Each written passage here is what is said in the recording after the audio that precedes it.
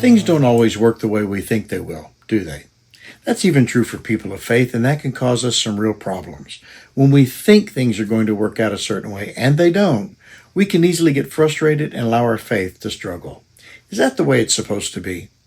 Hey everyone, Dwayne here with your Minute Message for the week. This is where I take about 3 minutes or so to share some thoughts that I hope will be helpful to you in relating to Jesus and to life, because as I say each week, I've discovered that following Jesus will not only make your life better, but will also make you better at life. I expect you'll discover that too.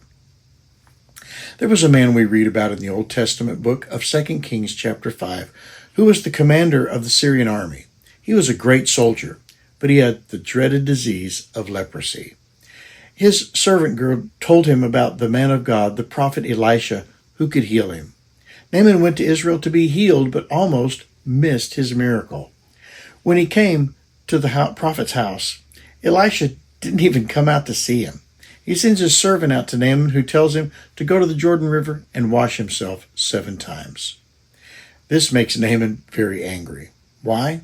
Listen to what he had to say. "I thought he certainly would come out to meet me," he said. "I expected him to wave his hand over the leprosy and call on the name of the Lord his God and heal me." Just like Naaman, we can miss what God is doing and wants to do in our life because we expect him to do certain things a certain way. But that's often not what he does. His ways are not our ways. The Lord wants us to trust him, not what we think he will do.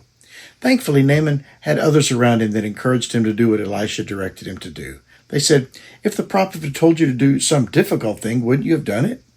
Naaman agreed. He went, he washed, and was healed. How close Naaman came to missing his miracle. Let's be cautious not to miss what God wants to do in our lives because it doesn't line up with our preconceived ideas of what he will do and how he will do it.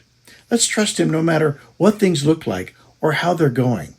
The Apostle Paul wrote a powerful promise in the New Testament book of Romans chapter 8 and verse 28. He wrote, "And we know that God causes everything to work together for the good of those who love God and are called according to his purpose for them." The first 3 words are easily overlooked. And we know. This means that to early followers of Jesus, this was simply trusted. It was known that everything, all things, work together for good for us. So no matter what things look like, trust the Lord and obey what he says. What looks disappointing today may be God working everything together for good tomorrow. Don't let your expectations cause you to miss God's miracle. Thank you for watching today. If this encouraged you, share it with someone who needs this reminder today. Until next time, I pray you have a very blessed week.